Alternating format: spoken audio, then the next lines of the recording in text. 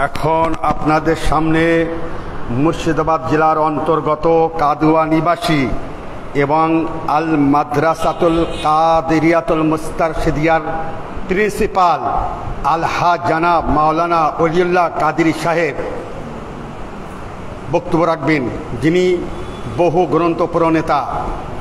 এবং আপনারা মেহেরবানি করে এই পবিত্র মসজিদ থেকে উঠে যাবেন না, ওনার মূল্যবান বক্তব্য আপনারা সবাই শুনবেন। আসসালামু আলাইকুম ওয়া রাহমাতুল্লাহি ওয়া বারাকাতুহু।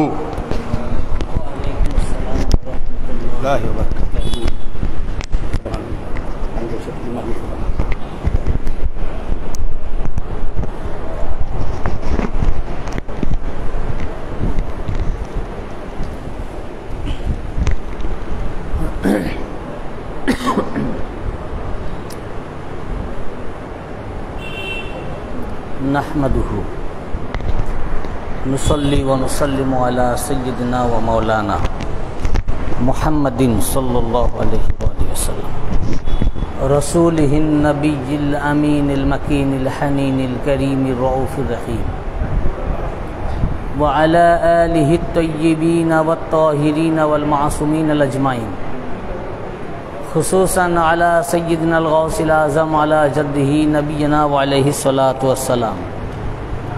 फ़क़द क़ाल अल्लाहु तबारक व तआला फ़िल क़ुरआनिल मजीद वल फ़ुरक़ानिल हमीद। फ़अऊज़ु बिल्लाहि मिनश शैतानिर रजीम। बिस्मिल्लाहिर रहमानिर रहीम। कुल्लमा दख़ल अलैहा ज़करियाल मिहराब वजद इंदहा रिज़्क़ा क़ाल या मरियम अन्ना लकी हज़ा हुआ मिन इंदिल्लाह इन्नल्लाह यरज़ुक़ु मन यशाअु बिग़ैरि हिसाब। हुनालिका दअा ज़करिया रब्बहु क़ाल रब्बी हबली ज़ुर्रियतन तय्यबतन इन्नका समीउद दुआ। सदक़ल्लाहुल मौलानाल अज़ीम व सदक़ रसूलुहुन नबियुल करीम। फ़अऊज़ु बिल्लाहि मिनश शैतानिर रजीम। बिस्मिल्लाहिर्रहमानिर्रहीम। इन्नल्लाह व मलाइकतहु युसल्लूना अलन नबी या अय्युहल्लज़ीना आमनू सल्लु अलैहि व सल्लिमू तस्लीमा। दरूद गौसिया पाठ करुन जोरे जोरे। अल्लाहुम्मा सल्लि अला सय्यिदिना व मौलाना व नबियना व शफ़ीअना मुहम्मदिन मादिनिल जुद अल करम व अला आलिहि व असहाबिहि व बारिक व सल्लिम अला सय्यिदिना अल गौसिल आज़म व अला बलदिहि सय्यिदिना मुर्शिदिना अल मुकर्रम। उच्च स्वरे पाठ करुन। अल्लाहुम्मा सल्लि अला सय्यिदिना व मौलाना व नबियना व शफ़ीअना मुहम्मदिन मादिनिल जुद अल करम व अला आलिहि व असहाबिहि व बारिक व सल्लिम अला सय्यिदिना अल गौसिल आज़म व अला बलदिहि सय्यिदिना मुर्शिदिना अल मुकर्रम।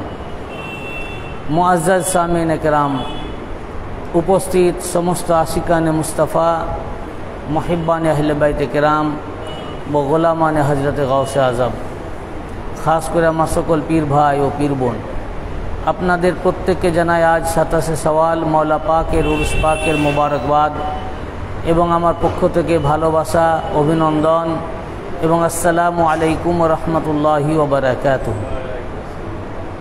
আজকে 27শে সওয়াল মওলা পাক সৈয়দি ও মুর্শিদি সৈয়দ সনদি সৈয়দনা व इमामिना व मौलाना व शैखना व कुदवातना व गौसना हजरत सैयद शाह अली अब्दुल कादिर शमसुल कादरी अल मारूफ बे सैयद शाह मुर्शिद अली अल कादरी अल हसानी अल हुसैनी अल बगदादी अलैहिस्सलाम ওনার আজকে উরস পাকের রাত্রি। আমাদের এই দরবার পাকে ওনার এই উরস পাক দুইবার পালিত হয়। এক বাংলা ক্যালেন্ডার হিসাবে 4ঠা ফাল্গুন মেদিনীপুরে এই উরস পাক মহাসমারোহের সহিত পালিত হয়। এই উরস পাকে দেশ বিদেশের বিভিন্ন এলাকা থেকে, যেমন বাংলাদেশ থেকে একটা উরস স্পেশাল ট্রেন আসে, এই বছর আসতে পারেনি, এবং পৃথিবীর বিভিন্ন দেশ থেকে যত এই দরবার পাকের মুরিদান রয়েছেন, লন্ডন থেকে, কানাডা থেকে, আমেরিকা থেকে, বিভিন্ন দেশ থেকে মুরিদানরা ওনার এই উরস পাকে 4টা ফাল্গুনে আসেন। আর চান্দ্র মাস হিসাবে এই ঈদের চাঁদের সওয়ালের 27 তারিখে ওনার উরস পাক, এটাই কলকাতা 22 নম্বর খানকা শরীফ মসজিদ পাকে এবং 4 নম্বর দরবার পাকে এই উরস পাক উদযাপিত হচ্ছে। তো मौला पाक रसूल पाक सल्लल्लाहु अलैहि वसल्लमेर আহলে বায়াতের ভিতরে ওনার औलाद পাক ছিলেন, উনি জামানার গস ছিলেন। এই জন্য ওনার দুনিয়ায় আগমনের টাইম হলো, তো ওনার আব্বাজান আলা হুজুর পাক সৈয়দনা জসর শাহ মেহের আলী আল কাদেরী আলাইহিস সালাম, ওনার প্রতি স্বপ্নাদেশ হলো। মৌলা মুশকিল কুশা পাক এসে বললেন যে ওনার নাম আমার নামের সাথে রাখবেন। আবার হুজুর গস পাক আসলেন, গস পাক এসে বললেন ওনার নাম আমার নামের সাথে রাখবেন। তাই উনি যখন জন্মগ্রহণ করলেন ওনার নাম পাক রাখলেন আলী, মৌলা আলীর নামে, এবং গস পাকের নামে আব্দুল কাদের। তাই ওনার নাম পাক হলো আলী আব্দুল কাদের। আর ওনাকে কাদেরিয়া গগনের সূর্য বলা হয়, ওই জন্য ওনার একটি লাকাব শামসুল কাদেরী। আর ওনার ডাক নাম হচ্ছে মুর্শিদ আলী আল কাদেরী। এই জন্য আল মারুফ মানে পরিচিত, পরিচিত সকল মুরিদানদের কাছে মুর্শিদ আলী আল কাদেরী নামে। ওনার তাখাল্লুস হচ্ছে মানে যেটা উনি ওনার কবিতায় বা দেওয়ানে হজরতে জামালের মধ্যে যে কাব্যিক নাম উনি গ্রহণ করেছেন সেটা হচ্ছে আসি ও জামাল। ওই জন্য দেওয়ান পাকের প্রত্যেকটা দেওয়ান পাকে আমরা এই আসি নাম পাকটা পাই এবং জামাল এই নামটাও আমরা পাই। উনি এই নামটা নিজে ব্যবহার করেছেন। হুজুর গৌসে পাকের উত্তরাধিকারী ছিলেন, ওনার ডিসেন্ডেন্ট তো বটেই, ওনার সাজ্জাদা নাসিন ছিলেন, জামানার গৌস ছিলেন। এই জন্য দেওয়ান পাকে ওনার নাম পাকে গৌস শব্দটি লেখা আছে, গৌসে জামা, সাইন সাহেব এলায়েত, কুতুবুল আক্তাব ইত্যাদি ইত্যাদি। ওনার অসংখ্য কারামাত পাক রয়েছে। ওনার এত বেশি কারামাত পাক ওনার দ্বারা প্রকাশ ঘটেছে এবং কেতাবের আকারে সেগুলো প্রকাশিতও হয়েছে। সেই যুগে স্বনামধন্য আলেম যারা ছিলেন তারা নিজ নিজ পুস্তকে ওনার এই কারামাত পাক উল্লেখ করেছেন এবং বিভিন্ন ধরনের কারামাত পাক প্রকাশিত হয়েছে। মুর্দা জিন্দা করা থেকে শুরু করে গায়েবের খবর দেওয়া থেকে, মায়ের পেটে কি আছে সেটা বলা থেকে, সমস্ত কারামাত পাক মাওলা পাকের দ্বারা প্রকাশ ঘটেছে সেই জামানায়। তার মধ্যে একটি বেমৌসুম ফল হাজির করা, যেটা কোরআন পাকে এসছে, যেটা ঈসা আলাইহিস সালাম যখন মায়ের পেটে ছিলেন তো ওনার জন্য মারিয়াম আলাইহিস সালামের কাছে এই ফল আসতো। মারিয়াম আলাইহিস সালাম, আগে আমি এই ঘটনাটা আপনাদের শোনাই, যদিও এটা আমি অনেকবার বলেছি, কিন্তু আজকে আমি মাওলা পাকের এই ওয়াকিয়ার সঙ্গে এটাকে আমি সম্পৃক্ত করছি। এই ঘটনা আমি অনেকবার বলেছি, কোরআন পাকে সূরা আলে ইমরানের 37-38 নম্বর আয়াত। এর শানে নজুল হলো যে মারিয়াম আলাইহিস সালাম উনি বাইতুল মাকদিসে মেহরাবের ভিতরে ইবাদত করতেন। সেটা একটা কামরা, ঘর, এবং সেই ঘরটা বন্ধ থাকতো, তালা লাগা থাকতো। জাকারিয়া আলাইহিস সালাম ওনার দেখভাল করতেন। তো যখন জাকারিয়া আলাইহিস সালাম ওই ঘরে প্রবেশ করতেন ওনার দেখভাল করার জন্য, খোঁজ খবর নেওয়ার জন্য, আবার খাবার নিয়ে যাওয়ার জন্য, তো যখন ঢুকতেন তো ঢুকে দেখতেন যে ওনার সামনে বেমৌসুম ফল হাজির। তো উনি অবাক হয়ে যেতেন যে প্রথমত তো দরজা বন্ধ, তো এই দরজা দিয়ে কি করে মানুষ এলো, কি করে ফল কিভাবে আসলো। দ্বিতীয়ত এই ফলটা এই মৌসুমের নয়, যদিও এখনকার জামানায় আমাদের কলকাতাতে নিউ মার্কেটে 12 মাসেরই আপনি ফল পাবেন, সেটা এখনকার যুগে সম্ভব, কিন্তু আগের যুগে যেটা যেই সিজন সেই সিজনেই পাওয়া যেত। আমের সিজনে আম পাওয়া যেত, অন্য সিজনে আম পাওয়া যেত না। তো যেটা যে মৌসুমের ফল সেটাই পাওয়া যেত, কিন্তু ওটা ওই মৌসুমের ফল নয়, অথচ ওনার সামনে এটা এলোই বা কীভাবে। তখন জাকারিয়া আলাইহিস সালাম অবাক হতেন। তো কোরআন পাকে আয়াত পাকতে এইভাবে এসেছে, কুল্লামা আলাইহা দাখালা জাকারিয়াল মেহরাব, কুল্লামা দাখালা আলাইহা জাকারিয়াল মেহরাব ওয়াজাদা ইনদাহা রিজকা। যখনই জাকারিয়া আলাইহিস সালাম ওই মেহরাবের মধ্যে, মানে ওই কক্ষে যেখানে মারিয়াম আলাইহিস সালাম ইবাদত করতেন, ওখানে যখনই উনি প্রবেশ করতেন তো উনি রিজিক দেখতে পেতেন, বেমৌসুম ফল পেতেন। তো উনি অবাক হয়ে যেতেন। উনি জিজ্ঞাসা করতেন, ক্বালা ইয়া মারিয়াম আন্না লাকি হাযা, হে মারিয়াম এটা কোথা থেকে আসলো, ঘর তো বন্ধ, আমি তো এখন তালা খুলে ঢুকলাম, এই ফল কোথা থেকে আসলো। ক্বালাত, মারিয়াম আলাইহিস সালাম উত্তর দিলেন, এ কোরআন, সূরা আলে ইমরানের 37 নম্বর আয়াত। ক্বালাত হুয়া মিন ইনদিল্লাহ ইন্নাল্লাহা ইয়ারযুকু মান ইয়াশাউ বিগাইরি হিসাব। বললেন এটা আল্লাহর নিকট থেকে এসেছে, আল্লাহ যাকে খুশি বেইন্তেহা রিজিক দিয়ে থাকেন। তো বোঝা গেল মারিয়াম আলাইহিস সালামের জন্য আল্লাহ পাক বেমৌসুম ফল পাঠাতেন। বেমৌসুম ফল। তখন জাকারিয়া আলাইহিস সালামের কিন্তু কোনো সন্তান ছিল না এবং ওনার তখন বয়স হয়ে গেছিল, অনেক বয়স, বৃদ্ধ হয়ে গেছিলেন।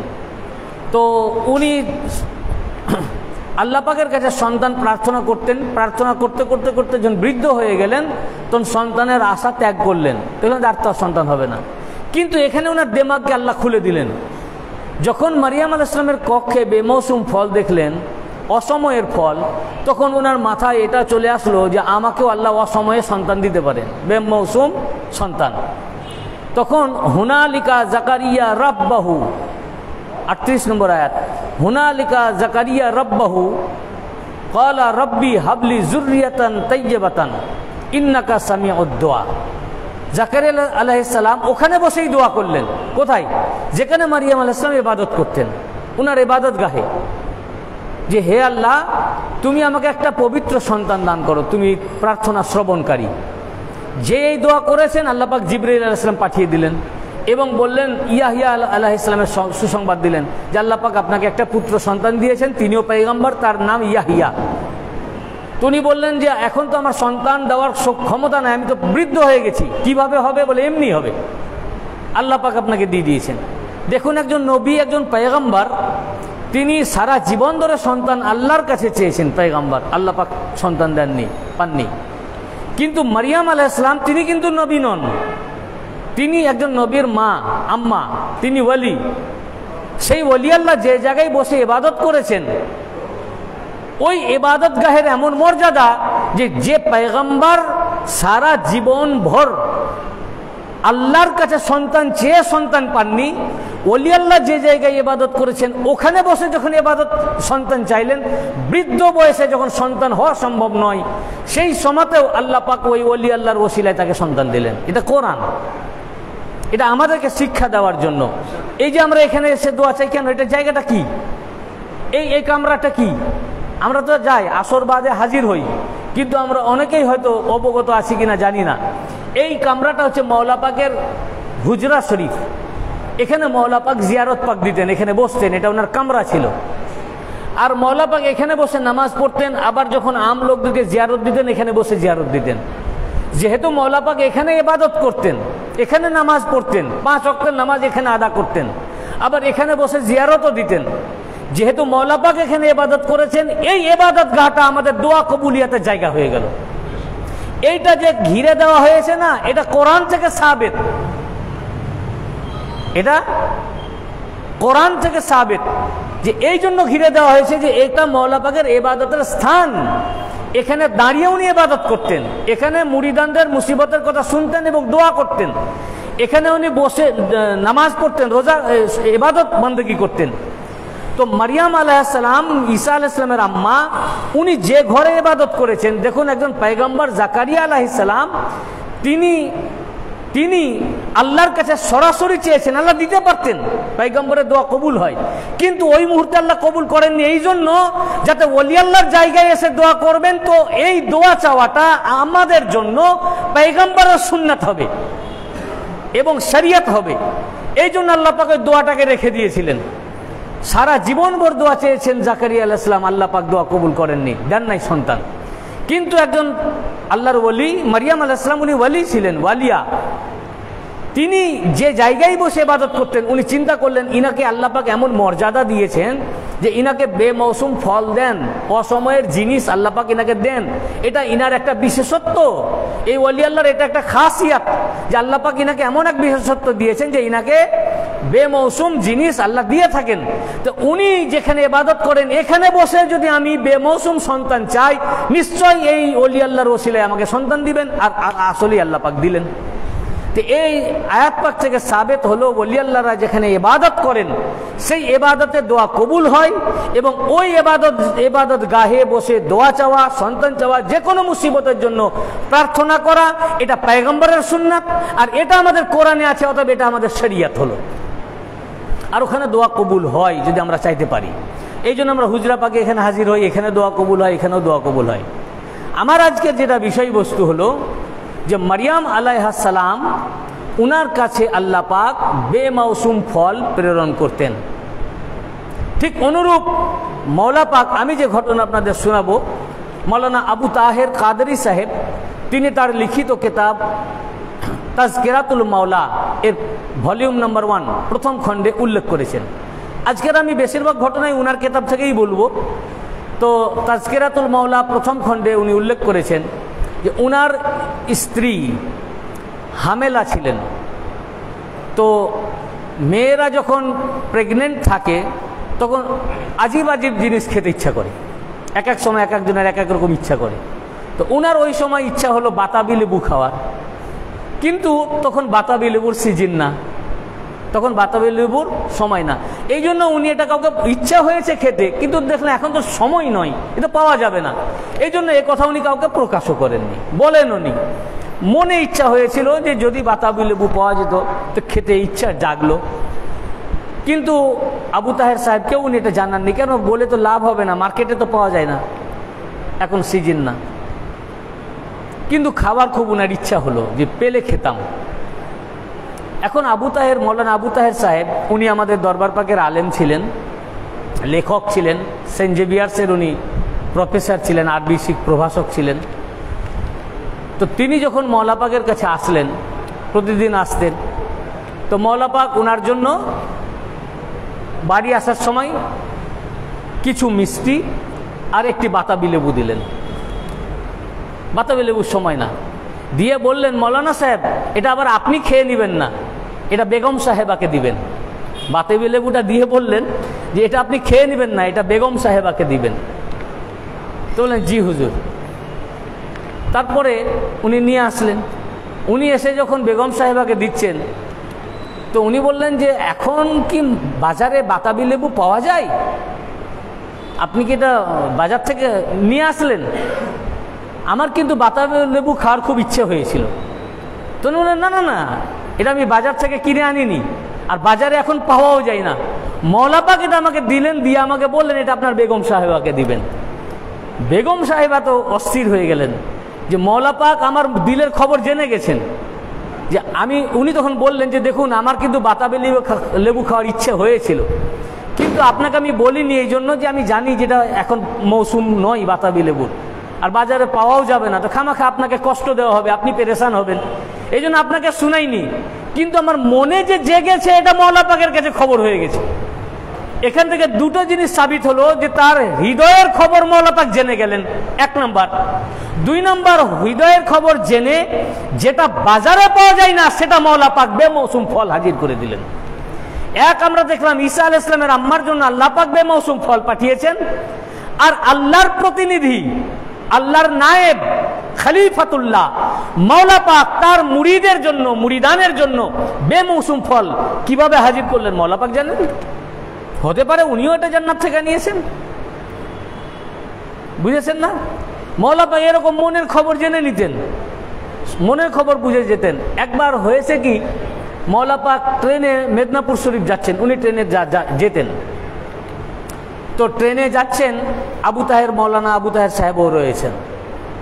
তো এখন এক ব্যক্তি মওলা পাকের কাছে আরজ করলো যে হুজুর আমার বিবি হামেলা আছেন, তো সময় হয়ে এসছে, সে কষ্টও পাচ্ছে, আপনি রহম করেন তার যেন প্রসব বেদনা যেন আর কষ্ট না হয়, আরাম হয়, সহি সালামতের সাথে আরামের সাথে যেন সন্তান ভূমিষ্ঠ হয়।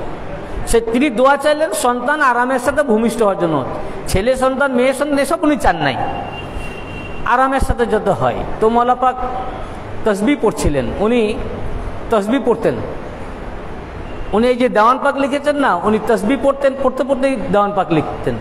এটি তসবিহ পড়ছেন, দেখা গেল হঠাৎ 4 লাইন লিখে দিলেন, আবার পড়ছেন, পড়তে পড়তে আবার 10 লাইন লিখে দিলেন, এরকমভাবে করতেন। তো উনি বললেন হ্যাঁ ইনশাল্লাহ সহি সালামতের সাথে হবে, এবং তোমার যে ছেলে হবে তার নাম রেখো মঞ্জুরে কাদের। ইনি অবাক হয়ে গেলেন। মৌলানা সাহেব পাশে বসেছিলেন আবু তাহের, মৌলানাদের তো আবার শরীয়তের জ্ঞান বেশি, ইনার চিন্তায় পড়ে গেলেন। ইনি তো ছেলে না মেয়েও চাননি, বলেন যে এটা সহি সালামতের পুত্র সন্তান ভূমিষ্ঠ হয়। তো মওলা পাক বলে দিলেন পুত্র ছেলে হবে না আর মেয়ে হবে সেটাও বলে দিলেন, আবার নামও দিয়ে দিলেন, সন্তান জন্মের আগেই নাম দিয়ে দিলেন মঞ্জুরে কাদের।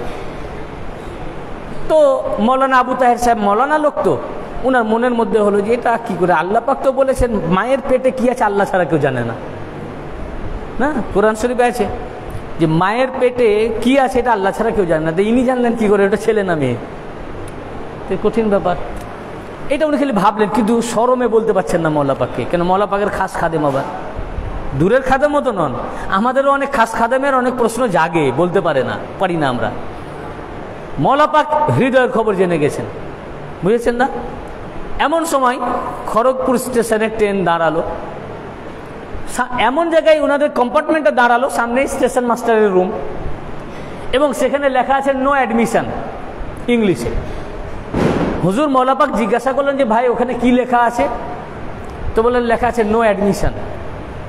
তো এই যে এক্ষুনি দেখলাম একজন বালতিয়া ঝাড়ু নিয়ে ভিতরে ঢুকলো, বললেন নো অ্যাডমিশন মানে কি? মানে ভিতরে প্রবেশ নিষেধ, প্রবেশ নিষেধ। তো এই যে দেখলাম একজন প্রবেশ করলো ঝাড়ু আর বালতি নিয়ে ভিতরে, মানে কোনো হয়তো যারা ঝাড়ুদার আর কি ঢুকেছে।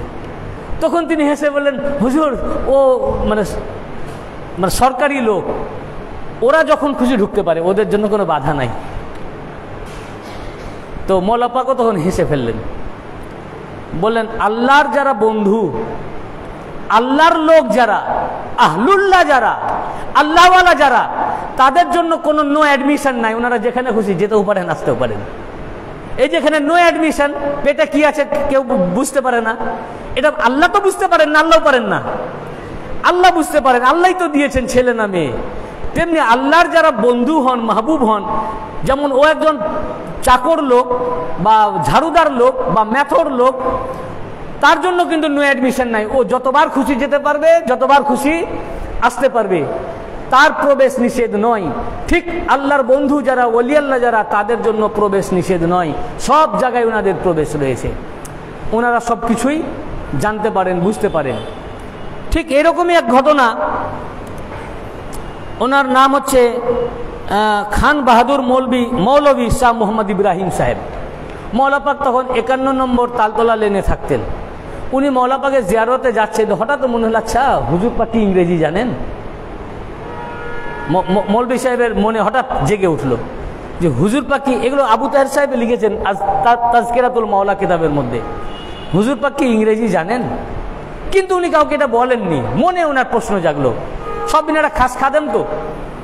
এখন উনি যখন যেই মওলা পাকের কাছে গেছেন, মওলা পাক বললেন যে আপনি বসেন। যে বললেন যে দেখুন, আল্লাহ পাকের কাছে ইংরেজি আর আরবি তো দূরের কথা, পৃথিবীর এমন কোনো ভাষা নাই যে আল্লাহ জানেন না। আল্লাহ পাক যেমন সব ভাষা জানেন, ইংরেজি, বাংলা, উর্দু, ফার্সি, তেলেগু, সাঁওতালি, চাইনিজ, সব ভাষা আল্লাহ জানেন। আল্লাহ পাক তো সব ভাষার সৃষ্টিকর্তা। তেমনি খলিফাতুল্লাহ যারা, আল্লাহর খলিফা যারা হন, আল্লাহর নায়েব যারা হন, আল্লাহর প্রতিনিধি যারা হন, আল্লাহর ওলি যারা হন, তাদের কাছে কোনো কিছু গায়েব থাকে না, ওই পর্দাটা তুলে দেওয়া হয়। ওনারাও সব ভাষা জানেন, এমনকি পশু পাখির ভাষাও জানেন। যে কোনো আম ওলি তারা সব ভাষাই বোঝেন, ইংরেজিও বোঝেন, এমনকি পশু পাখির ভাষাও বোঝেন। আর খাস ওলি আল্লাহ আহলে বাইতের কথা তো ছেড়েই দেন। ইনি অবাক হলেন যে আমি তো রাস্তায় আস্তে আস্তে মনে মনে ভেবেছি, এটা তো আমি কাউকে বলিনি, মওলা পাক আমার হৃদয়ের খবর জেনে গেছেন। একেই বলে পীর। তিনি পীর নন যিনি তার মুরিদের হৃদয়ের খবর রাখেন না, দিলের খবর রাখেন না। এই জন্য যারা সত্যিকারের কামেল মুর্শিদ হন তাদেরকে বলা হয় রাউসান জামির। কি বলা হয়? রাউসান জামির। জামির মানে হচ্ছে দিল। যিনারা দিলটাকে দেখেন, প্রত্যেক মুরিদের অন্তরকে যিনি অবলোকন করেন, লক্ষ্য করেন, দেখেন, সবসময়তেই পীর কিন্তু আপনাকে দেখছেন এবং আপনার দিলের খবরও জানছেন। আপনার মনে যা প্রশ্ন জাগছে উনি জেনে যাচ্ছেন। ওই জন্য আমরাও অনেক সময় লক্ষ্য করেছি, আমরা বুঝতে পারি না, কিন্তু আমাদের অনেকেরই মনের কথা অনেক সময় হুজুর পাকরা বলে দেন। অনেক সময় আমরা লক্ষ্য করেছি, দেখবেন আপনাদের অনেকের জীবনেই এটা মানে ঘটেছে, একবার না হলে একবারও ঘটেছে। দেখা যাবে যে আপনি গেছেন, হুজুর পাককে আপনি বলার আগে হুজুর পাক আপনাকে বলে দিয়েছেন। মওলা পাক, মওলা পাকের, এবং উনি এত বেশি শরীয়তের পাবন্দী ছিলেন এবং খুব সূক্ষ্মভাবে শরীয়তের পাবন্দী করতেন। কিন্তু কিছু উনার দুশ্মন ছিল, যে উনার ভুল ধরার চেষ্টা করত। একবার মওলা পাক ফরিদপুরে গেছিলেন, তো ফরিদপুর নিবাসী মুন্সি আব্দুল গনি উনি রেওয়ায়ত করেছেন, এই ঘটনা বর্ণনা করেছেন যে মওলা পাক ফরিদপুরে এসেছিলেন, তো মওলা পাক ও সাথে ইমাম নিয়ে যেতেন। উনি সচরাচর নামাজ পড়াতেন না, কখনো কখনো পড়াতেন, কিন্তু উনি বেশি বিশেষভাবে পড়াতেন না। উনি ইমাম সাথে নিয়ে যেতেন এবং সেই ইমাম সাহেব নামাজ পড়াতেন। আর কখনো যদি ইমাম সাহেব না থাকতো তাহলে স্থানীয়দের মধ্যে ইমামকে দিয়ে পড়িয়ে নিতেন। তো এখন মওলা পাক সেখানে গিয়ে 5 দিন থেকে আবার চলে আসলেন কলকাতা, কিন্তু উনি 5 দিন কসর করেননি। উনি জোহর 4 রাকাত পড়েছেন, আসর 4 রাকাত পড়েছেন। এখন মুন্সি আব্দুল গনি সাহেবের কিছু আত্মীয় যারা একটু ওহাবি মেন্টালিটি ছিলেন, ওনারা দেখে এসে মুন্সি সাহেবকে বললেন, খুব তো বলেন আপনার পীর সাহেব উনি শরীয়তের পাবন্দি করেন, আর আজ তো উনি 5 দিন ফরিদপুরে থেকে চলে গেলেন, অথচ উনি তো কসর করলেন না। শরীয়তে হুকুম আছে 70 কিলোমিটারের মানে উপরে 47 মাইলের উপরে গেলেই তাকে কসর করতে হবে। যদি আপনি 70 কিলোমিটারের বেশি সফর করেন কমপক্ষে 15 দিনের নিয়তে, তাহলে আপনি মুসাফির, তাহলে আপনাকে কসর করতে হবে। আপনাকে 4 রাকাত যেগুলো ফরজ আছে সেই ফরজ 4 রাকাত আপনাকে হাফ করতে হবে, 2 রাকাত পড়তে হবে, কিন্তু মাগরিব 3 পড়তে হবে। সুন্নত যা আছে তাই পড়তে হবে, শুধু ফরজের। সেখানে 4 রাকাত পড়লে গুনাহ হবে, কারণ আল্লাহ পাক আপনার জন্য আসান করেছেন এবং এটা আল্লাহ পাকের বিধান, এটা হুকুম, এটা আপনাকে মানতে হবে। আপনি যদি 4 পড়েন তাহলে গুনাহ হয়ে যাবে। কিন্তু আপনি যদি 2000 কিলোমিটারও যান আর 15 দিন মিনিমাম থাকবেন নিয়ত করেন, তাহলে কসর হবে না, তাহলে 4 রাকাতই পড়তে হবে। কিংবা আপনি যদি যেখানে হয়তো দিল্লি গেলেন, তো দিল্লিতে আপনার বাড়ি আছে, নিজস্ব বাড়ি আছে, তো নিজের যদি আপনার দিল্লিতে বাড়ি থাকে তাহলে ওখানে আপনার কসর হবে না। কিংবা সেখানে গিয়ে বিয়ে করে নিলেন, তাহলে ওখানে আপনার কসর হবে না। তাহলে কোথায় কোথায় কসর হয় না? এক শ্বশুর বাড়িতে কসর হয় না। নিজের যদি 3-4 জায়গায় বাড়ি থাকে, যেখানে যেখানে থাকবে বাড়ি, সেখানে কসর হবে না। আর 15 দিনের বেশি যদি আপনি সফর করেন তো কসর হবে না। এছাড়া আপনি যদি 70 কিলোমিটারের বেশি যান তো কসর হবে। তো মওলা পাক 4 দিন 5 দিন ছিলেন কিন্তু কসর পড়েননি। এখন মুন্সি সাহেব বলেন, আমি অত কিছু বুঝি না, কিন্তু আমার হুজুর পাক উনি শরীয়তের চুল মানে বরাবর উনি চলেন, এতটুকু অমান্য উনি করেন না। উনি শরীয়তেরই নিয়মেই কাজ করেছেন নিশ্চয়ই, সেটা হয়তো আমাদের দিমাগে ঢুকছে না। উনি এটাই করেছেন, উনি নিজের যুক্তির কথা বললেন। তখন উনি বলছেন যে না, আপনি আবার এটার উপরে অজুহাত পেশ করবেন যে উনি তো নামাজ পড়েননি, উনি তো মুক্তাদি হয়ে পড়েছেন, তো ইমাম যদি 4 রাকাত পড়ায় তাহলে মুক্তাদিকে 4 পড়তে হবে। কিন্তু ইমামটা তো উনারই আনা ইমাম ছিল, উনার সাথে এসেছে, ইমামও তো কসর। ফলে এটা আপনার পীর সাহেব কিন্তু শরীয়তের বিরোধী কাজ করেছেন। ঠিক পরের দিন, তখনকার দিনে এই কলকাতা থেকে ফরিদপুর চিঠি যেতে 2 দিন কি 3 দিন লাগতো। মানে মওলা পাক তার আগের দিন কি তার আগের দিন চিঠিটি ছেড়েছেন।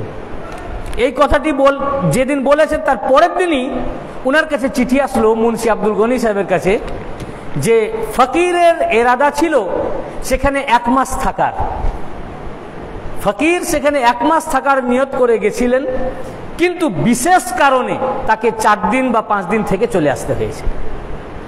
বাস এইটুকু বলে মওলা পাক ছেড়ে দিলেন, এখানে বুঝিয়ে দিলেন এবং ওনারা আলেম লোক বুঝে গেলেন, মাসালা হাল হয়ে গেল। সঙ্গে সঙ্গে চিঠি তাকে দেখালেন ওই লোকটাকে, যে দেখো আমার মওলা পাক শরীয়তের পাবন্দি করেন কিনা। ঘটনা হচ্ছে যদি 15 দিনের মিনিমাম নিয়তে যাওয়া যায় তাহলে কি বললাম, কসর হবে না।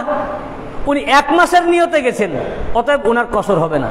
আপনি যদি কোনো জায়গা 15 দিন বা 1 মাসের নিয়তে যান, দিল্লি গেলেন কি বোম্বে গেলেন, তা আপনার কসর হবে না, 4 রাকাত পড়তে হবে।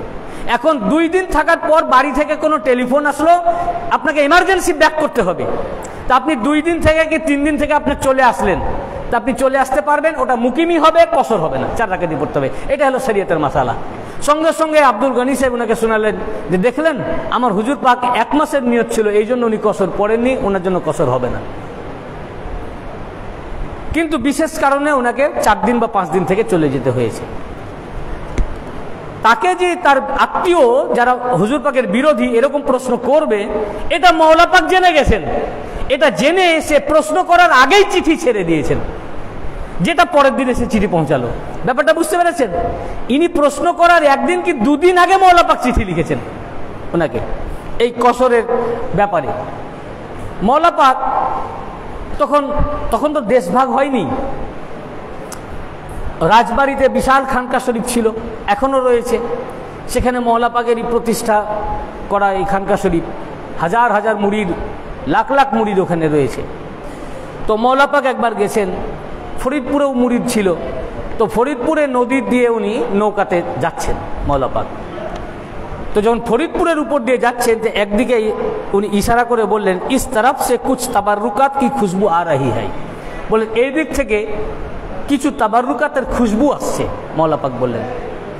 তো এই কথা বলতে যখনই বললেন, তো ওনার সাথে যিনি ছিলেন খাদেম সাহেব, তিনি বললেন, ওই আব্দুল গনি সাহেব, তিনি বললেন, হুজুর আপনি ঠিকই বলেছেন। বললেন এই যে পাশেই গির্দা গ্রাম, পাশে একটা গ্রাম, গ্রামটার নাম গির্দা, সেখানে রসুল পাক সাল্লাল্লাহু আলাইহি ওয়াসাল্লামের দাড়ি মুবারক রয়েছে, হুজুর গাউসে পাকের জুব্বা মুবারক রয়েছে, এবং এটার দেখভালের দায়িত্ব আছে মীর মুহাম্মদ মদন নামে এক সৈয়দ জাদার কাছে। ওনারাও পীর সিলসিলার লোক, ওনারাও পীর মুরিদি করেন, এবং ঈদুল আজহা এবং ঈদুল ফিতরে এই তাবারুকাত খুলে দেওয়া হয়, জিয়ারত করানো হয়, এবং এই তাবারুকাত গোলাপ পানি দিয়ে গোসল পাক দেওয়ানো হয় ঈদুল ফিতরের দিনে, এবং জিয়ারত করানো হয়। এখানে সব লোক জিয়ারত করে, মনের হাজাত পুরা হয় এখানে। হুজুর পাক এখানে পাশেই আছে। তখন মওলা পাক বললেন, আমি যদি এর পরে আবার কখনো আসি, তাহলে আমি একবার ওখানে জিয়ারতে যাব। তো ওই যে পাশের গ্রামে তাবাররুক আছে, তো তাবাররুক উনিও বাগদাদি, আর বাগদাদি হুজুর গাউসে পাকের জুব্বা মুবারক ওখানে রয়েছে, আর উনি নিজেই তো বাগদাদি। এই বাগদাদের খুশবু বাগদাদি পীর তো পাবেনি, বুঝেছেন না? বাগদাদের খুশবু বাগদাদি পীর তো পাবেনি। তো উনি সেটা খুশবু পাচ্ছেন, কিন্তু অন্য কেউ আমরা পাচ্ছি না। গ্রামটা তো পাশে নয়, দূরে। এখন মওলা পাক গন্তব্যস্থলে পৌঁছালেন। কি এমন হলো, মওলা পাকের যে দৃষ্টি ওই দিকে পড়লো, আর যে দায়িত্ব যার উপরে রয়েছে মীর মুহাম্মদ মদন সাহেব, উনার প্রতি যে নেক নজর পড়লো, মদন সাহেবের সব চেঞ্জ হয়ে গেল। মীর মদন সাহেব উনি হঠাৎ আব্দুল গনি সাহেবের বাড়িতে এসে হাজির ওই দিনই। মীর মদন সাহেবকে দেখে আব্দুল গনি সাহেব বলেন, আমি একটু অসন্তুষ্ট হলাম। এই জন্য হলাম যে ইনারা পীর বংশীয় লোক, তো হয়তো এক পীর আর এক পীরকে পছন্দ করে না, তো ইনারা হয়তো কতটা ইনাকে গ্রহণ করবেন বা মান্য করবেন, এই জন্যই কেন আসলো শুধু শুধু, এই একটা বিরক্তি ভাব। তিনি বলেন, আপনার হঠাৎ কি ব্যাপার, দুপুরবেলা এখানে কি জন্য আসলেন? তো বললেন, আমি আসলাম যে ওনার সাথে আমি একটু দেখা করতে চাই, আর আমি ওনার কাছে বায়াত নিতে চাই। বলে সত্যি? তো হ্যাঁ সত্যি, না তো মিথ্যা। বলে ইনি হচ্ছেন হুজুর গাউসে পাকের औलाद পাক, আহলে বায়াত, ইনার উপস্থিতিতে অন্য কারো হাতে বায়াত হওয়া জায়েজ নাই। আর ইনার মতো পীরকে যখন পেয়েছি, তো ইনার হাতে বায়াত মানে ছেড়ে দেওয়া, তারক করা, এটা হচ্ছে দুর্ভাগ্যের বিষয়। তা আমি ওনার হাতে এখনই আমি বায়াত হতে চাই। অথচ ওনারা পীর সিলসিলার লোক, সেই পীর সাহেব লোক ওনার হাতে মুরিদ হতে চান। আব্দুল গনি সাহেব গিয়ে মওলা পাককে খবর দিলেন। তো মওলা পাক সঙ্গে সঙ্গে তাকে ডাকলেন এবং মওলা পাক বায়াত করে নিলেন। বায়াত করে নেওয়ার পর এখন উনি বেরিয়ে চলে আসলেন, এসে বলছেন যে আমার তো খুব ভুল হয়ে গেল, মওলা পাককে বলা হলো না। তার কারণ এখন আমার ইচ্ছে হচ্ছে আমার স্ত্রীকেও মুরিদ করতে। তখন আর তো সম্ভব নয়, মওলা পাক তো আজকেই চলে যাবেন এখান থেকে। তো এখান থেকে তো বহু দূর হচ্ছে আপনার গির্দা শরীফ যে গ্রাম, ওটা গির্দা শরীফ বলে। ওখানে আমিও এই গোলামেরও সৌভাগ্য হয়েছে, গোলাম গেছে, জিয়ারত পাক করেছে তাবাররুকাতগুলো। তো অনেক দূর, এখনকার জামানার মতো তো গাড়িতে যাওয়া হতো না, নদীতেই যেতে হবে। তাহলে এটা তো সম্ভব হবে না, কেন হুজুর পাক তো চলে যাবেন। তো বললেন আপনি আরজি করেন না? তো না, এটা আরজি করা সম্ভব না, হুজুর পাক তো কিছুক্ষণ পরেই বেরোবেন, বিকেলের মধ্যে বেরিয়ে যাবেন। তো বলে না, আপনি এক কাজ করেন, মুরিদ করা না করা উনার মর্জি, আরজিটা তো করেন, উনি যেটা হুকুম করবেন ওটাই আমার শিরোধার্য। তখন ইনি আরজি করলেন যে হুজুর ওনার স্ত্রী মুরিদ হতে চাই আপনার কাছে। তখন উনি বললেন আচ্ছা ওনাকে বলো, তাহলে ওনার স্ত্রীকে নিয়ে আসবে। তো বলে হুজুর গির্দা গ্রাম তো অনেক দূর, যেতেই কমসে কম 5 থেকে 6 ঘন্টা লাগবে, তো যাবে আবার নিয়ে আসবে, তো 6-12 ঘন্টা, তো আপনার তো তাহলে আজ থাকতে হয়। তো বললেন না, ফকির তো নিয়ত করেছে চলে যাবে, আর ফকির যখন বলেছে যে সে এসে মুরিদ হবে, তো মুরিদও হবে আবার ফকিরও যাবে। মৌলা পাক নিজেকে ফকির বলেই বলতেন। তিনার মাথাতে কিছু ঢুকছে না, এটা কীভাবে হবে। তো উনি আবার বললেন, হুজুর 5-6 ঘন্টা লাগবে। তো বললেন, ফকির তো একবার বলে দিয়েছে নিজের জবানে। তখন দেখেন আর উপায় নাই, ওনাকে বললেন যে যান আপনার স্ত্রীকে নিয়ে আসেন। তখন ওই নৌকাতে করে যেতে হতো। কি মৌলা পাক যে জবান পাকে বলেছেন, তখনকার যুগে নৌকা চলতো পালে, হাওয়াতে। তো পাল যখন টাঙিয়ে দেওয়া হলো, তো যেদিকে নৌকা যাচ্ছে তার অনুকূলে হাওয়া বইতে লাগলো এবং খুব দ্রুত নৌকা পৌঁছে দিল তার গ্রামে, নৌকাকে ওই হাওয়া। তারপর যখন তার বিবিকে চাপালো, উল্টো হাওয়া বাড়ি দিকে ঘুরে গেল, উল্টো দিকে, এবং সে হাওয়াতে আবার দ্রুত স্পিডে একবার নিয়ে চলে আসলো। এবং বলছে ঘন্টা 2 কি 3-এর মধ্যেই তার স্ত্রীকে গিয়ে আবার নিয়ে চলে আসলো এবং সে বায়াত হলো। আব্দুল গনি সাহেব বলেন যে এ থেকে বোঝা গেল হাওয়াও পর্যন্ত মওলা পাকের নির্দেশ পালন করে। যে যখন উনি এদিকে গেলেন তখন হাওয়া এইদিকে চলছিল, তার অনুকূলে চলছিল, আবার যখন ব্যাক করছে তখন এই অনুকূলে হাওয়া বইতে লাগলো এবং হাওয়ার বেগ এমনই ছিল যে স্পিডে তাকে পৌঁছে দিল। এগুলো সব তাজকিরাতুল মওলার মধ্যে পাবেন। মওলা ওনার লেখায়, উর্দুতে লেখা কিতাব আবু তাহের সাহেব লিখেছেন ওনার জীবনী। এক ব্যক্তি ছিলেন, আজমির ইসার ঘটনা, এটাও তাজকিরাতুল মওলার 2য় খণ্ডে রয়েছে। এক ব্যক্তি ছিলেন, ওনার বাড়ি ছিল বোম্বে। উনি খুব ধনাঢ্য ব্যবসায়ীর সন্তান, খুব ধনী পরিবারের ছেলে, কিন্তু ওনার আব্বার ব্যবসা উনি দেখভাল করতেন, কিন্তু ওনার মন টিকত না, ওনার মন আল্লাহর দিকে পড়ে থাকতো। উনি সবসময় ধ্যান, ইবাদত, জিকির, আজকারে মশগুল থাকতেন। কিন্তু যে ওনার আব্বার ইন্তেকাল হয়ে গেল, তখন ওনার ইচ্ছা হলো যে কামেল কোনো ওলি আল্লাহর হাতে বায়াত হওয়ার। তখন উনি ওখানে খুঁজতে লাগলেন, যত ওলি আল্লাহর দরবার নাম শুনেছেন গেলেন, কিন্তু ওনার মনোপুত হলো না। তখন উনি ব্যবসাকে খোদা হাফেজ করে উনি বোম্বে থেকে বেরিয়ে পড়লেন। একদম নির্দিষ্ট কোনো উদ্দেশ্য, নির্দিষ্ট কোনো গন্তব্যস্থল নাই, বেরিয়ে পড়লেন আল্লাহর রাহে। এবং উনি নিয়ত করলেন যে উনি খাবেন, কিন্তু কোনো তরি তরকারি খাবেন না, ভাত খাবেন না, রুটি খাবেন না। প্রথমে উনি নিয়ত করলেন যে শুধু ভাত খাবেন আর রুটি খাবেন, তরকারি খাবেন না, শুধু লবণ দিয়ে খাবেন, যতক্ষণ পর্যন্ত কামেল ওয়ালি না পাবেন। বলে যতক্ষণ আমি আমার কামেল ওয়ালি না পাবো, মুর্শেদ না পাবো, শুধু রুটি খাবো বা ভাত খাবো, কিন্তু তরকারি খাবো না। এইভাবে চলতে লাগলেন। প্রতিমধ্যে অনেক ওলি আল্লাহর সাথে দেখা হলো, কিন্তু ওনার মন সাই দিল না। তারপরে উনি নিয়ত করলেন যে না, আর আমি ভাতও খাবো না, ভাত রুটি কোনো খাবার খাবো না, শুধু দুধ চা ছাড়া যতক্ষণ পর্যন্ত মুর্শিদে কামেল আমি না পাবো, ততক্ষণ আমি চা ছাড়া আর আমি কিছু খাবো না। উনি এইভাবে রিয়াজত করতে থাকেন। এই রিয়াজত করতে করতে কিন্তু ওনার ফকিরি হাসিলও হয়ে গেল এবং অনেকেই ওনার কাছে আসতো মুসিবত নিয়ে। উনি দোয়া করলে মুসিবত দূর হয়ে যেত, দোয়া করতেন ভালো হয়ে যেত, যে মুসিবত নিয়ে আসতো। কিন্তু উনি তো দোয়া করার জন্য না, উনি তো যন্ত্রণায় ছটফট করছেন, মুর্শিদ পাচ্ছেন না। এই করতে করতে উনি দিল্লির বুলান শহরে এসে পৌঁছালেন। ওখানে উনি মুর্শিদ তালাশ করতে লাগলেন, কিন্তু উনি তো দেখছেন অনেককে, কিন্তু মনোপুত হচ্ছে না। কিন্তু ওনার মধ্যে এমনই ফকিরি জাহির হয়ে গেছিল, প্রকাশ হয়ে গেছিল, লোকজন তখন ভিড় করতে লাগলো, অনেকে ওনাকে পীর সাহেব মনে করতে লাগলো। তখন হাজার হাজার লোক ওনার ওখানে ভিড় করত। এই খবর পৌঁছে গেল বুলান শহরের বেগম সাহেবার কাছে।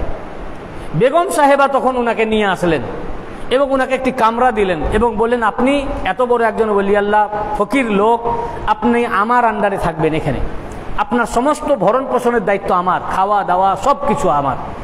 বিছানা টিছানা সব করে দিলেন এবং তাকে দেখভাল করার জন্য কর্মচারীও নিযুক্ত করে দিলেন। উনি ওখানে থাকতে লাগলেন, আর লোকজন ওনার কাছে আসতো আর দোয়া চাইতো, আর উনি তালাশ করতেন মনে মনে কামেল ওয়ালি। এমন সময় রজব মাস এসে গেল, খাজা সাহেবের উরুস শরীফ। উনি তখন বেগম সাহেবকে বললেন, আর তো আপনার এখানে আমার থাকা যাবে না, কেন সামনে আজমির শরীফ আমাকে যেতে হবে, আজমিরে খাজা সাহেবের উরুস শরীফ আছে, আমি উরুস শরীফে হাজির হব।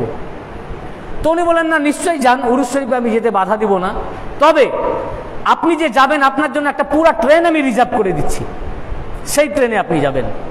এবং আপনার সাথে 10-12 জন আমি কর্মচারী দিচ্ছি, এরা আপনার দেখভাল করবে। যতদিন মন চাই আপনি উরুস পাকে হাজির হন, ওখানে থাকেন, জিয়ারত করেন, কিন্তু আপনার কাজ শেষ হলে আবার আপনাকে এখানেই ফিরে আসতে হবে। এই জন্য আমি 10-12 জন কর্মচারীও দিলাম। উনি একটা ট্রেন একদম রিজার্ভ করে দিলেন উনার জন্য। সেই ট্রেনে উনি আজমির শরীফে আসলেন। আজমির শরীফে খাজা সাহেবের দরবারে উনি হাজির হলেন এবং ওখানেও উনি দোয়া চাইতেন যে আমাকে কামেল একজন ওলি আল্লাহকে মিলিয়ে দেন। আমার কোনো ওলিকে দেখে আমার মনোপুত হচ্ছে না, কোনো মুর্শিদকে দেখে আমার মনোপুত হচ্ছে না, আপনার খানদানের হোক বা যেখানেরই হোক আমাকে কামেল ওলি মিলিয়ে দেন। উনি ওখানে পড়ে থাকতে লাগলেন। ঠিক সেই সময় আমার মওলা পাক গেছিলেন আজমির শরীফে। ওই সময়তেই মওলা পাক আজমির শরীফে গেছেন। এখন মওলা পাক কোনো একটা জায়গায় ছিলেন, সেখান থেকে প্রতিদিন ওই রওজা পাকে উনি জিয়ারতে আসতেন আর ফাতেহা পড়তেন। ওখানে মওলা পাকের অনেক ঘটনা রয়েছে আজমির শরীফকে কেন্দ্র করে। এই জন্য আজমির শরীফে যারা খাদেম সাহেব আছেন মওলা পাকের দরবারকে এখনো ভালোভাবে চেনেন এবং জানেন ও মানেন। এই কারণে আমাদের কোনো লোক যদি কাদেরিয়া টুপি পরে আজমির শরীফে যায়, এটা দেখলে চিনে নাই এবং তারা জিজ্ঞাসা করেন মওলা পাকের দরবার থেকে আপনারা এসেছেন, জিজ্ঞেস করেন। এবং আরও অনেক ঘটনা রয়েছে। বর্তমান বড় হুজুর পাক সৈয়দনা সৈয়দ রশিদ আলী আল কাদেরী আল হাসানি আল হুসেন আল বাগদাদি আলাইহিস সালাম, উনার জামানাতেও খাজা মাইনুদ্দিন চিশতি রহমতুল্লাহ আলাই একজনকে পাঠিয়ে দিয়েছিলেন যে এখন আমার কোনো খানদান নাই, তুমি ওখানে চলে যাও, মওলা পাকের আওলাদ পাক আছেন, উনার কাছে বায়াত হও। এর ঘটনাও রয়েছে, যদি অবকাশ হয় পরে বলা যাবে ইনশাল্লাহ। বড় হুজুর পাকের কাছে তিনি বায়াত হয়েছেন, খাজা সাহেব পাঠিয়ে দিয়েছেন তাকে। এখন উনি খাজা সাহেবের কাছে দোয়া চাচ্ছেন যে আমাকে কামেল ওলি মিলিয়ে দেন। আর ওই সময়তে মওলা পাক গেছেন। মওলা পাক প্রতিদিন ওখানে যান, ওখানে মাজার শরীফ জিয়ারত করেন না, ফাতেহা পড়ে চলে আসেন। তো মওলা পাক যখন যেতেন ওখানে, তো এক খাদেম সাহেব বলেছিলেন যে জো মাংনা হে মাং লিজিয়ে ইনসে। তো মওলা পাক তখন বললেন যে যার জ্বালানি কাঠ এবং লবণ সুদূর বাগদাদ শরীফ থেকে আসে তিনি এখানে কি চাইবেন, বুঝলেন না? মওলা পাক এই উত্তর দিয়েছিলেন। তো এখন মওলা পাক জিয়ারত পাক করে মাজার শরীফ থেকে উনি যেখানে হল্ট করছেন, যে হোটেলে বা যেখানে, সেখানে উনি ফিরে যাচ্ছেন। আর ইনি দেখে ফেলেছেন মওলা পাকের যাওয়া। ইনার বড় বড় চুল ছিল, লম্বা লম্বা চুল। এই যাওয়া দেখেই মানে এনার ফকিরি হাসিল তো হয়ে গেছিল, উনি চিনে ফেলেছেন ওনাকে। উনি তখন, আর মওলা পাকের সাথে অনেক খাদেম ছিলেন, ওনাকে চারিদিকে ঘিরে ওনাকে স্কট করে নিয়ে যাচ্ছে। তো ইনি দেখেই তখন ছুটতে শুরু করেছেন এবং ছুটতে ছুটতে ওনাদেরকে মানে কাতার ভেদ করে ভিতরে ঢুকে সোজা মওলা পাকের সামনে গিয়ে দাঁড়িয়েছেন এবং মওলা পাকে জিজ্ঞাসা করলেন এই রাস্তা কিধার গায়া হয়? তো মওলা পাক বললেন এই রাস্তা ইধার হি গায়ে হয়। এখন এই রাস্তা কোন দিকে গেছে এটার উপরের আপার মিনিং আমরা বুঝলাম না, এর ভিতরের কিছু একটা অন্তর্নিহিত অর্থ রয়েছে যেটা মওলা পাক বুঝলেন। আর মওলা পাকও ওইভাবেই বলে রাস্তা এই দিকেই গেছে, সোজা গেছে, মানে এটা সিরাতে মুস্তাকিমের রাস্তা, এই রাস্তা সিধা গেছে। উনি বুঝে গেলেন, তখন উনি পিছিয়ে চলে আসলেন এবং পিছিয়ে পিছিয়ে আদবের সাথে ওনার সাথে যেতে লাগলেন। মওলা পাক যখন গন্তব্যস্থলে পৌঁছলেন, কামরা পাকে ঢুকেই মওলা পাক তার খাদেমকে হুকুম করলেন একে চা পান করাও। ইনি যে নিয়ত করেছিলেন যে চা ছাড়া কিছু খাবেন না, তো বললেন যে একে চা পান করাও। খাদেমরা অবাক হয়ে গেলেন, সেই সময় সেরকম অত চা পাওয়া যেত না। এখন যেমন চা সহজলভ্য, তখন তো অতটা ছিল না। তো মওলা পাক সচরাচর কাউকে চা খাওয়ার জন্য বলতেন না, সাধারণত নাস্তা দিতেন, ফলমূল দিতেন, মিষ্টান্ন দিতেন, বোধহয় মিষ্টি দাও, কে নাস্তা দাও, নাস্তা খাওয়াও, কিন্তু চা খাওয়ার জন্য বলতেন না। এই জন্য চায়ের অ্যারেঞ্জমেন্টও ছিল না। তো হঠাৎ এই নতুন কথা বললেন চা খাওয়াও, তো ইনারা একটু অপ্রস্তুত হয়ে গেলেন, চা এখন কোথায় পাওয়া যায়, চা তো নাই, চায়ের অ্যারেঞ্জমেন্ট নাই। তো ইনারা খুব অস্থির হয়ে পড়লেন যে কোথায় চা পাওয়া যাবে, এখানে মওলা পাক তো চা খাওয়াতে বলেছেন। এমন সময় খাজা সাহেবের মাজার শরীফের এক খাদেম সাহেব, যিনি মওলা পাকের ভক্ত ছিলেন, উনি প্রতিদিনই মওলা পাকের জিয়ারত পাকে আসতেন। প্রতিদিনের ন্যায় তিনিও সেই দিন জিয়ারত পাকে এসেছেন। কি মন হয়েছে, বাড়ি থেকে চা তৈরি করে নিয়ে এসেছেন এবং মওলা পাকের কদম পাকে হাজির করেছেন যে এই মওলা পাকের জন্য চা। তখন মওলা পাক সেই চা খাদেম সাহেবকে দিলেন। খাদেম সাহেব আবার সেই চা দেখলেন শুধু চা দিব, তার সাথে আরও কিছু নাস্তা দিই। তো নাস্তা সহ চা উনাকে দেওয়া হলো। তো তাকে যখন দেওয়া হলো ওখান থেকে শুধু চাটা নিয়ে খেলেন, নাস্তাটা ফেরত দিয়ে দিলেন।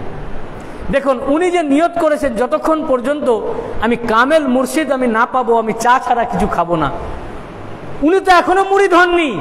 উনারা শুধু মুরিদ নন, প্রত্যেকটা মানুষের দিলের খবর জানেন।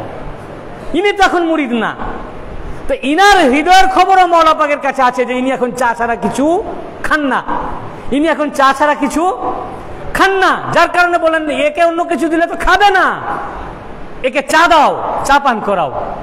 তা আমরা এতক্ষণ ভাবছিলাম যে মুরিদের দিলের খবর রাখেন না, আল্লাহ পাক ইনাদেরকে কুল কায়নাতের বাদশাহ করে দুনিয়াতে পাঠিয়েছেন। শাহেনশাহে বেলায়েত, বেলায়েতের বাদশাহাত ইনাদেরকে দিয়েছেন। ইনাদেরকে মুরিদানের বাদশাহাত না, ইনাদেরকে শুধু আউলিয়ায়ে কেরামের বাদশাহাত না, সারা কায়নাত 18,000 মাখলুকাতের বাদশাহাত আল্লাহ পাক দিয়েছেন। অতএব 18,000 মাখলুকাত কোথায় কি করছে, কি খবর, কোথায় কোন মাখলুক রয়েছে, সব খবর এই জামানার গওস যারা হন, হর জামানার গওস যারা হন, তাদের এটা নখদর্পণে, এটা ওনাদের চোখে এনারা দেখেন, তৃতীয় চক্ষু দ্বারা।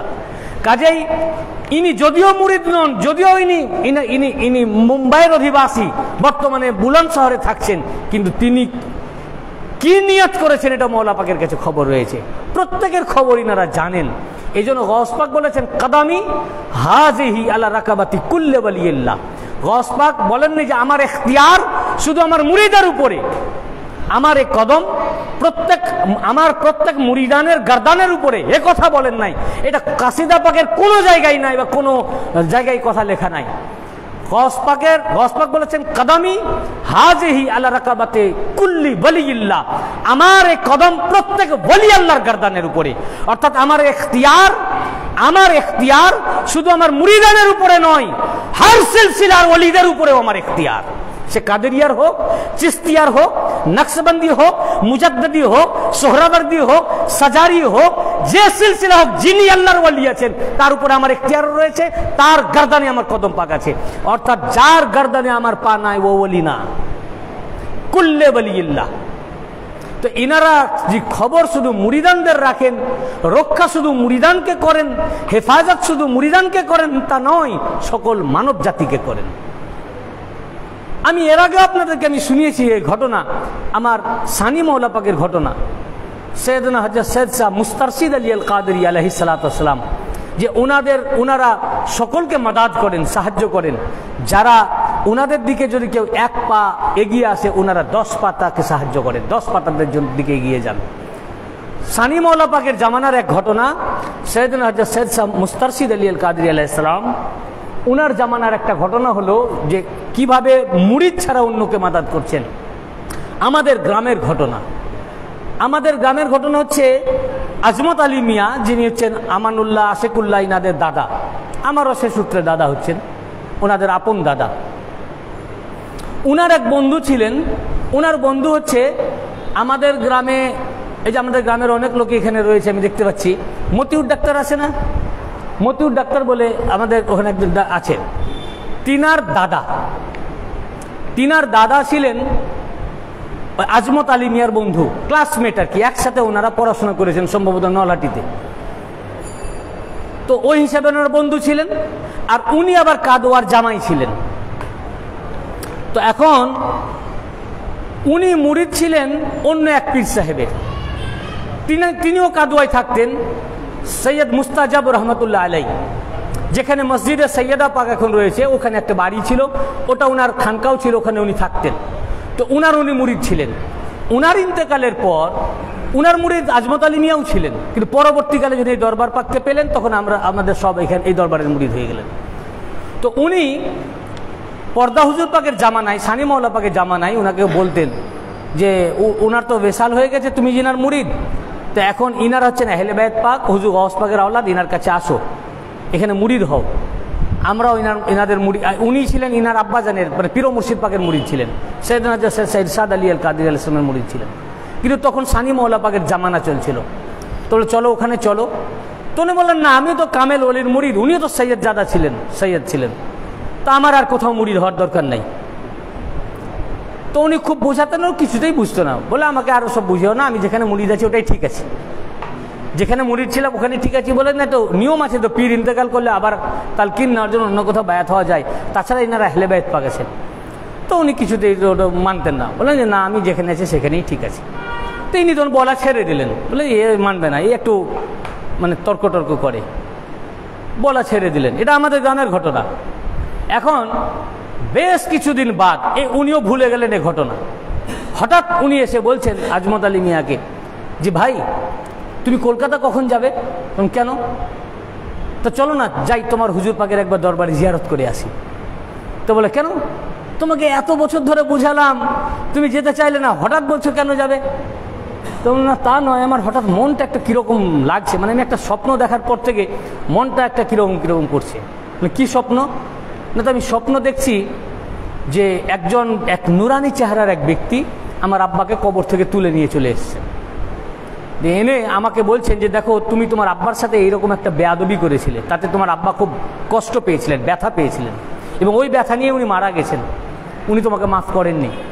উনি যদি মাফ না করেন তাহলে কিন্তু তুমি জাহান্নামে যাবে। আর তাকেও বললেন যে তুমি যদি মাফ না করে দাও তাহলে কিন্তু তোমার ছেলে জাহান্নামে যাবে, তো তুমি মাফ করে দাও আর তুমি মাফ চাও। তখন উনি মাফ চাইলেন, বললেন আমাকে মাফ করে দেন, হ্যাঁ আমার মনে পড়েছে আমি তো আপনার সাথে খুব চরম বেয়াদবি করেছিলাম, আমাকে আপনি মনে আর রেখে না মাফ করে দেন। তখন উনি বলেন আচ্ছা আমি মাফ করে দিলাম। যেই মাফ করে দিলেন তেমনি ওনারা গায়েব হয়ে গেলেন, আমার ঘুম ভেঙে গেল। বলে কীরকম দেখতে? তো উনি ঠিক বোঝাতে পারলেন না। তো বললেন আমি তো ওনাকে কখনো দেখিনি জীবনে, তো আমি এই জন্য যাচ্ছি ওনার কাছে যাব, উনিও তো আল্লাহওয়ালা লোক, তোমাদের পীর ও মুর্শিদ, তো ওনার কাছে দোয়া চাইবো যাতে আমাকে আমার আব্বা মাফ করে দেয়। স্বপ্নের ব্যাপার, সত্য না হতে পারে, আমার আব্বা যেন মাফ করে দেয়, ওনার কাছে দোয়া টোয়া চাইবো, মাগফিরাত চাইবো। তো বলেন চলো ঠিক আছে। তখন উনি সাথে করে নিয়ে আসলেন। যখন হুজুর পাকের কাছে খবর গেল, হুজুর পাক ডাকলেন, তো হুজুর পাকের কাছে যেই আসলো এসে উনি সাজদায় পড়ে গেলেন। এসেই বলছেন যে আমি স্বপ্নে ইনাকেই দেখেছি, আর ইনি নীল লুঙ্গি আর পাঞ্জাবি পরেছিলেন আর এই টুপি পরেছিলেন, আর উনি আমার আব্বাকে কবর থেকে তুলে এনে বলছেন একে মাফ করো, আর আমাকে বলছেন মাফ চাও। তো যিনি আমি যার মুরিদি নয়, যিনি আমার পীরই নন, শুধু আমি আমার বন্ধু উনার মুরিদ এবং উনার মুরিদানের আমি বন্ধু, উনার মুরিদের বন্ধু হওয়ার কারণে তিনি আমার পীরও নন, আমি তার মুরিদও নন। আমাকে যদি জাহান্নাম থেকে বাঁচিয়ে দেন, কবর থেকে আমার বাবাকে তুলে এনে আমাকে মুরিদ মাফ করিয়ে দেন, তো ইনিই তো আমার মুর্শিদ হওয়ার যোগ্য। বললেন হুজুর আমাকে গুনাহ খাতা মাফ করে, বেয়াদবি মাফ করে আমাকে মুরিদ করে নিলেন। তখন মতিউর ডাক্তারের দাদা হুজুর পাকের কাছে মুরিদ হয়ে গেলেন। সানি মৌলা পাক সৈয়দ হাজরত মুস্তারশিদ আলী আল কাদের ইসলাম। এটা আমি পর্দা হুজুর পাকের উরুস পাকে আমি এটা অনেকবার বলেছি, এটা আজকে এই জন্য বললাম এই প্রসঙ্গে যে ইনারা শুধু মুরিদ নয়, ইনাদের এখতিয়ার মুরিদের বাইরেও, সকল মানুষের উপরেও। তাকে নাজাত করলেন কেন? যে উনার এক গোলাম, উনার এক মুরিদ আজমত আলী মিয়া, তার সে বন্ধু, এবং আজমত আলী মিয়া ওনাকে ভালোবাসে। যেহেতু তার গোলাম তাকে ভালোবাসে, গোলামের ওসিলায় তাকেও সাফায়াত করে দিলেন। গোলামের ওসিলায় সাফায়াত করে দিলেন, মাফ করে দিলেন, মুরিদ করে দিলেন, মুরিদ করে নিলেন এবং মাফ করিয়ে দিলেন আব্বাকে। বুঝতে পেরেছেন না? এইরকম ইনাদের এরকম অনেক ঘটনা। ব্যারিস্টার ইউসুফ আলী সাহেবের ঘটনা আমি আপনাদের এখানে অনেকবার বলেছি। উনি নাস্তিক ছিলেন, কিভাবে এখানে আসলেন, তারপরে উনি মেরাজ শরীফে কিভাবে দিদার মেরাজ শরীফ মানতেন না উনি, মেরাজ শরীফটা কিভাবে মৌলা পাক ওনাকে দেখালেন, রসুল পাক এবং রসুল পাকেরও দিদার করিয়ে দিলেন, গস পাকের দিদার করিয়ে দিলেন। এই ঘটনাগুলো আমি আপনাদেরকে বলেছি, কিন্তু এই ঘটনাটা বোধহয় আগে কখনো বলিনি যে ব্যারিস্টার ইউসুফ আলী সাহেবের যিনি শাশুড়ি মেম, উনি বিয়ে করেছিলেন মেমকে। তো শাশুড়িও তখন চলে এসেছিল এখানে, যে জামাইয়ের কাছে থাকতেন। এখন বাড়িতে কোনো গন্ডগোল হয় মেয়ের সাথে বা যাই হোক, উনি রেগে বাড়ি ছেড়ে পালিয়ে গেলেন। তো রেগে যখন চলে যান, তো উনি ওনার নাতিকে, মানে ব্যারিস্টার ইউসুফ আলী সাহেবের ছেলেকে খুব ভালোবাসতেন, তো বাচ্চাটাকেও নিয়ে পালিয়ে গেছেন। এখন ব্যারিস্টার সাহেব কোর্ট থেকে এসে দেখছেন যে শাশুড়িও নাই, আমার ছেলেও নাই। বলে ব্যাপার কি? ওনারা পেরেশান হয়ে গেলেন, বলে বাড়ি থেকে পালিয়ে গেছে। তাড়াতাড়ি নিচে নেমে যারা দারোয়ান টারোয়ান জিজ্ঞেস করেন যে কোথায় গেছে, কোন দিকে কিছু জানো? তো বললো যে না, দেখলাম ভাড়া একটা ট্যাক্সি নিয়ে উনি বেরিয়ে গেলেন এবং আপনার বাচ্চাটাকেও কোলে করে নিয়ে গেছেন। রাত হয়ে গেছে, কি করা যায়, সারা রাত আর ওনার ঘুম হয় না। এখন বলে সকাল হোক তখন দেখা যাবে কি করা যায়। যে কোথায় গেলেন, আমার বাচ্চাকে নিয়ে চলে গেছেন, রেগে পালিয়ে গেছেন ইংরেজ। তখন খুব সারা রাত ওনারা দুই স্বামী স্ত্রীতে ছটফট করলেন। ওনার বিবিও মেম ছিলেন। ওনার অনেক বড় ঘটনা আছে যেগুলো আমি বলেছি আগে আপনাদের এখানে, যে উনি ওনার স্টুডেন্ট লাইফে ওনার দুইজন বান্ধবী ইন্তেকাল করেছিলেন, তাদেরকে উনি দেখতে চেয়েছিলেন। তার জন্য অনেক মানে যে খ্রিস্টানদের যে নিয়ম আছে সেই অনুযায়ী করেছিলেন। মরা মানুষকে কি দেখা যায়? সম্ভব হয় না, হয়নি। বেনারসে গেছিলেন, সেখানে যে হিন্দু যোগী ছিল তাদের কাছ থেকে আর মানে দীক্ষা নেওয়ার জন্য। শেষে তারাই বলেছিল পৃথিবীতে এই যুগে এটা কেউই করতে পারবে না, একমাত্র মৃত ব্যক্তিকে আপনার সামনে হাজির করতে পারবেন এই জামানাতে একজনই আছেন, তিনি হলেন গুরুজি। তখন কে গুরুজি? তখন তিনি বলেন গুরুজি হলেন মওলা পাক। হিন্দু পণ্ডিতরা ওনাকে গুরুজি বলে ডাকতো, বলে ওনার কাছে যান। আর ওনার কাছ থেকে উনি ঘুরে এসেছিলেন, বলে এ মুসলমানরা কোরআন পড়াবে, আমি যাব না। শেষে মওলা পাকই ওটা করিয়েছিলেন। সে ঘটনা আমি আপনাদেরকে বলেছিলাম। তারপরে উনি ইসলাম গ্রহণ করেছিলেন। তো এনারা সারা রাত কান্নাকাটি করে কাটালেন। সকাল যখন হলো তো একটাই ভরসা, মওলা পাক। তো ব্যারিস্টার সাহেব বললেন যে আগে কোনো কিছু তদবির করার আগে মওলা পাকের কাছে আগে যাই, ওনাকে খবরটা দেই, ওনার কাছে দোয়া চাই। তো মওলা পাকের কাছে যেতেই আমি কিছু বলার আগেই বলছেন মওলা পাক যে উনি তোমার উপরে রাগ করে চলে গেছেন, তোমাদের উপরে রাগারাগি করে, কিন্তু এ রাগ থাকবে না, সে ফিরে আসছে, তুমি তোমার ছেলেকেও ফিরে পাবে, তুমি বাড়ি চলে যাও, অত ঘাবড়াবার কি আছে। আমি মওলা পাকের কাছে পেশই করলাম না, আর মওলা পাকে কথা বললেন। হ্যাঁ, তারপর উনি বাড়ি আসলেন, দেখছেন কিছুক্ষণ পরে ঠিকই উনি ছেলেকে নিয়ে ফিরে আসলেন। কিন্তু যে কারণে রেগেছিলেন সেটা সমাধানও হয়নি, কিন্তু উনি ছেলেকে নিয়ে চলে আসলেন। শাহ জহিরুদ্দিন বলে একজন ছিলেন মওলা পাকের এক খাদেম এবং মুরিদ, শাহ জহিরুদ্দিন। তো উনি খুব তাসবিহ তাহলিল করতেন। 51 নম্বর তালতলা লেনে মওলা পাক থাকতেন, উপরের তলায়, আর উনি নিচের তলায়। তো তাসবিহ পড়তে গিয়ে উনি একটা দানা টানতে গিয়ে উনি দুটো দানা টেনে দিয়েছেন। তো ওনার মনে হলো যে আমি দুটো দানা টেনে দিয়েছি, আবার মনে হলো না কি ঠিক করেছি, এই দোনো মনে হলো। তো উনি আর ওটাকে করলেন না, কারেকশন করলেন না, রিপিটার করলেন না। তারপরে যখন উনি আবার মওলা পাকের কাছে দোতলায় গেলেন, তো মওলা পাক বললেন যে মৌলভী সাহেব, কাল থেকে 3টে করে দানা টেনে নিলে তো ভালো হয়, আরো তাড়াতাড়ি পড়া হবে। মৌলভী সাহেব, কাল থেকে 3টে করে দানা টেনে নিলে তো ভালো হয়, তাহলে তো আরো তাড়াতাড়ি পড়া হয়ে যাবে। তখন যে মওলা বেহাদবি মাফ করেন, আমি যে দুটো টানা টেনেছি মওলা পাক দোতলার উপর থেকে, আমি নিচের তলায় পড়ছি তাসবিহ, আমার মধ্যে কনফিউশন, 2 টানলাম না 1, আর মওলা পাক উপর তলা থেকে দেখে নিয়েছেন যে আমি দুটো দানা টেনে ফেলেছি। বুঝতে পেরেছেন না? এই হচ্ছে এই সিলসিলা, এই হচ্ছে খানদান পাক। কারণ এই খানদান, এই মওলা পাক, এই দরবার পাক, এটা হচ্ছে রসুল পাকের দরবার, রসুল পাকের আহলে বাইত পাকের দরবার।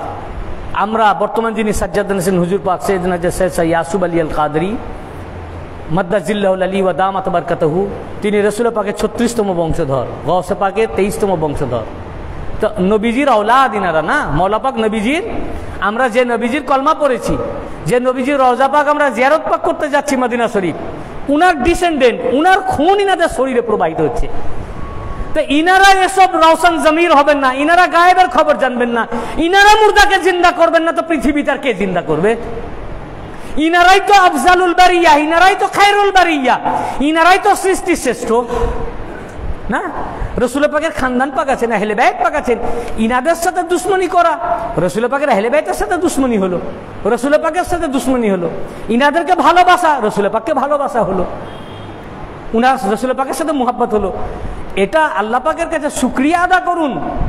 দুনিয়াতে আরো অনেক কামেল পীর ও ওলি থাকতে পারেন, কিন্তু আমাদের ঊর্ধ্বতন পূর্বপুরুষের এমন কি নেক আমল ছিল যেটাকে কবুল করে আল্লাহ পাক আমাদের মতোই নাপাক গুনাহগার বান্দাদেরকে নবীজি জনাবে মুহাম্মদ মুস্তাফা সাল্লাল্লাহু আলাইহি ওয়াসাল্লাম, উনার ঔলাদ, উনার খানদান, উনার ডিসেন্ডেন্ট, উনার আহলে বাইত, উনার ঔলাদ পাকের দরবারে উনাদের কুত্তা করে আমাদেরকে হাজির করে দিয়েছেন। এটা আমাদের নসিব, ওই দরবারে আমরা এসে গেছি। কিন্তু আমাদের বিশ্বাস কতটা এসেছে আমরা জানি না। আমাদের মনে আমরা যখন ওনাদের কাছে আসি, পূর্ণ আস্থা নিয়ে আমরা আসতে পারি না। আমরা করি কি, বিভিন্ন জায়গায় যাই, যাওয়ার পর দেখি কোনো ডাক্তারের তো হলো না, এখন দেখি শেষ দেখা, এখানে একবার দেখলি হলে হবে, দোষ তো নাই, গেলে যাই একবার দোয়া চাই, যদি ভাগ্য ভালো থাকে হয়তো হবে, না হলে না হবে। আমাদের নিজের নিয়তের উপর এবার ইয়াকিনই আমাদের নাই। আমাদের নিয়ত ঠিক নাই, ইয়াকিন ঠিক নাই। আমাদের যদি নিয়ত ঠিক থাকে, ইয়াকিন ঠিক থাকে যে না এইখানেই আমার সব হবে, ইনি রওশন জমির, ইনার কাছে আমার বিরুদ্ধে যে যা বলছে বলুক, কিন্তু উনি সব দেখছেন, উনি সব জানেন, আমার উনাকে বলার দরকার নাই, উনি সব জাননেওয়ালা, উনি দেখতেছেন, এখান থেকে আমি সবই পাবো। এই ইয়াকিন ও পূর্ণ আস্থা ও ঈমান ও বিশ্বাস নিয়ে যদি আমরা এখানে থাকতে পারি, সব কিছুই আপনি এখান থেকেই পাবেন। আল্লাহ পাক আমাদের ইয়াকিনকে আরো মজবুত করে দেন, ঈমানকে মজবুত করে দেন, বিশ্বাসকে আরো দৃঢ় করে দেন, এবং ওনাদের প্রতি মুহাব্বত ও ভক্তিকে আরো শক্ত ও মজবুত করে দেন, এবং আমাদের হৃদয়কে শুধুমাত্র ওনাদের মুহাব্বতে পরিপূর্ণ করে দেন, যেন আর অন্য কিছু ঢোকার জায়গা না থাকে, এবং আমাদেরকে এই দরবারের আমরা যেন কুত্তা হয়ে থাকতে পারি, এবং দুনিয়া ও আখেরাতে ওনাদের কদম পাকের ছায়াতলার নিচে যেন আমরা ঠাঁই পাই। তার জন্য আল্লাহ আমাদের তৌফিক আতা করুন, আমিন। ওয়া আখিরু দাওয়ানা আলহামদুলিল্লাহ।